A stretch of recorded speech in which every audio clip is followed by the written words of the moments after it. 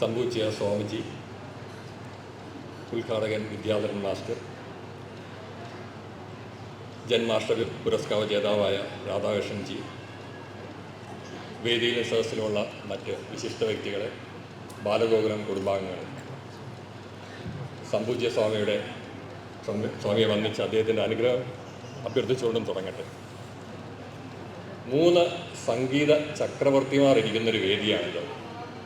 ജന്മാഷ്ടമി പുരസ്കാര ജേതാവായ രാധാകൃഷ്ണൻജി, സംസ്ഥാന അവാർഡിൻ്റെ ശോഭയും തിളക്കവുമായി വന്ന വിദ്യാധരൻ മാസ്റ്റർ, നമ്മുടെ എല്ലാവരുടെയും പ്രിയപ്പെട്ട പിന്നണി ഗായകനായ ശ്രീ ബിജു നാരായണൻ. ഇങ്ങനെയൊരു വേദിയിൽ നിന്ന് സംസാരിക്കാനായിട്ട് തീരെ യോഗ്യതയില്ലാത്തൊരു വ്യക്തിയാണ് ഞാൻ. കാരണം പല വർഷം ശ്രമിച്ചു നോക്കിയിട്ടും ഞാൻ പരാജയപ്പെട്ടൊരു മേഖലയാണ് സംഗീതം. അതിന് അവസാനം ഞാൻ കാരണം കണ്ടെത്തിയത്, നമ്മുടെ എല്ലാവരുടെയും ഈ സംഗീതത്തിനുള്ളൊരു മ്യൂസിക് സെൻറ്റർ തലച്ചോറിൻ്റെ വലത്ത് ഭാഗത്താണ്. ശരാശരി മനുഷ്യരിൽ അത് 25% വികസിക്കും. ഇതുപോലെയുള്ള അനുഗ്രഹീത ഗായകർക്ക് അത് 50, 60, 80 എല്ലാം ശതമാനം വികസിക്കും. എനിക്കത് 10% ഉണ്ടാവുള്ളൂ. അതുകൊണ്ട് പാട്ടിനെ പറ്റി, സംഗീതത്തിനെ പറ്റി ആസ്വദിക്കാനല്ലാതെ പാടുവാനായിട്ടുള്ള ഒരു കഴിവ് ദൈവം എനിക്ക് തന്നിട്ടില്ല. അതുകൊണ്ട് തന്നെ എനിക്ക് ഗായകരെയും സംഗീതജ്ഞരെയും വലിയ ബഹുമാനവുമാണ്. ബാലഗോകുലത്തിനെ പറ്റി ശ്രീ വിവേക് വിശദീകരിക്കുകയുണ്ടായി.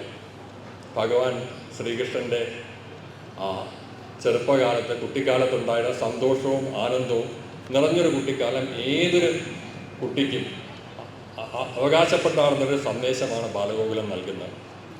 ഭഗവാൻ കൃഷ്ണൻ്റെ ജീവിതത്തിലെ ഏറ്റവും വലിയ സന്ദേശം ഭഗവത്ഗീതയാണ്.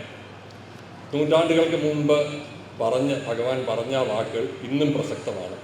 ഇന്നും നമ്മൾ നമ്മുടെ നിത്യജീവിതത്തിൽ നോക്കിക്കഴിഞ്ഞാൽ പലയിടത്തും അദ്ദേഹത്തിൻ്റെ വാക്കുകൾ മറക്കുന്നതുകൊണ്ടാണ് നമുക്ക് കാലിടുന്നതെന്ന് മനസ്സിലാക്കാൻ സാധിക്കും.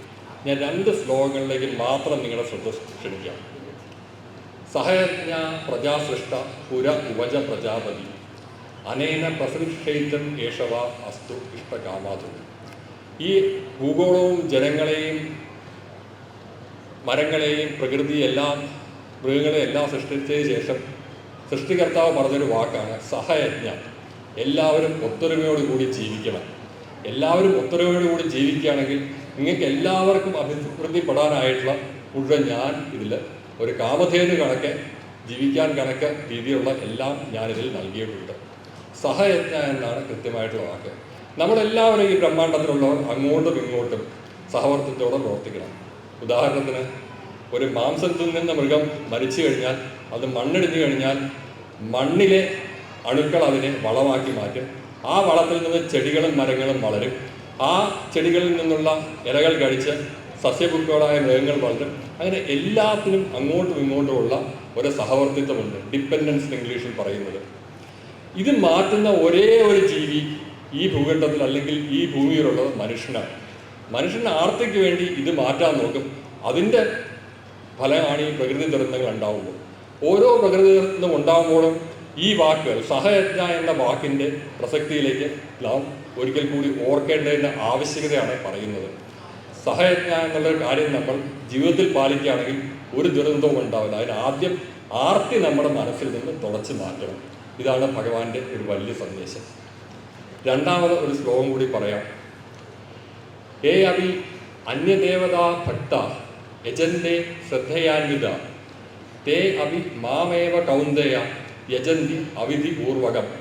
നമ്മൾ ഏത് ദൈവത്തെ പ്രാർത്ഥിച്ചാലും, ഏത് ദേവനെ പ്രാർത്ഥിച്ചാലും, ഏത് ദേവനെ ഉപാസിച്ചാലും അവസാനം ആത്യന്തികമായിട്ട് എന്നെ തന്നെയാണ് ഉപാസിക്കുന്നത്.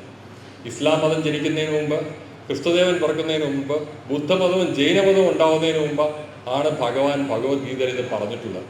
ഇന്നും വളരെ പ്രസക്തമായിട്ടുള്ള വരികളാണ്. ഈ ഒരു കാര്യം നമ്മൾ ജീവിതത്തിൽ പാലിക്കുകയാണെങ്കിൽ ലോകത്തിൽ യുദ്ധങ്ങൾ ഉണ്ടാവില്ല, സമാധാനം ഉണ്ടാവുള്ളൂ, ഐശ്വര്യം ഉണ്ടാവുള്ളൂ. ഒരിക്കൽ കൂടി നിത്യജീവിതത്തിൽ എല്ലാവർക്കും, മാനേജ്മെൻറ്റ് വിദഗ്ധന്മാർക്കും മനഃശാസ്ത്രജ്ഞന്മാർക്കും മാത്രമല്ല, ജീവിതത്തിൽ വിജയിക്കുന്ന ഓരോ വ്യക്തിയും വായിക്കുന്ന, ആ ജീവിതത്തിൽ ഭാഗമാക്കിയിട്ടുള്ള ഒരു ഗ്രന്ഥമാണ് ഭഗവത്ഗീത. ഇത് പറയുന്ന കാര്യങ്ങൾ, ഇതിൽ ഭഗവാൻ നമുക്ക് തന്നുള്ള സന്ദേശം ഉൾക്കൊണ്ട് ജീവിക്കുകയാണെങ്കിൽ സമാധാനവും ഐശ്വര്യവും മാത്രമേ വരികയുള്ളൂ. കൂടുതൽ ദീർഘിപ്പിക്കുന്നില്ല.